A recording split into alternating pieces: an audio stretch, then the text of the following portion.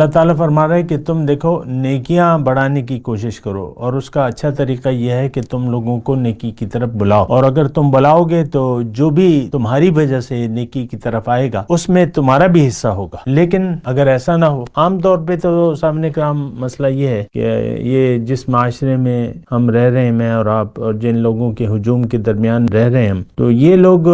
خود بھی برائی میں مبتلا ہیں اور برائی کی طرف لوگوں کو آمادہ کر رہے ہیں اپنے اعمال سے۔ دیکھیں ایک بات مطلب آپ کی تو سمجھ میں آ جائے گی کہ لوگ نقل کرتے ہیں۔ اگر آپ اچھے بن جائیں گے تو ہو سکتا ہے آپ کی کوئی نقل کرے، ورنہ آپ کی ذمہ وہ دعوت کا تو ثواب تو ہوگا۔ لیکن اگر آپ برے بن جائیں گے، مثال کے طور پہ عرض کر رہا ہوں، اور آج کل تو مطلب یہ ہے کہ ہم سب راہ مستقیم سے بھٹکے ہوئے ہیں، تو عملی طور پہ ہم اور لوگوں کو بھی اس طرف راغب کر رہے ہیں۔ یہ جھدون کے الفاظ آئے ہیں قرآن میں صاحب اکرام کہ یہ خود بھی نیکی سے روکتے ہیں اور لوگوں کی بھی روکتے ہیں۔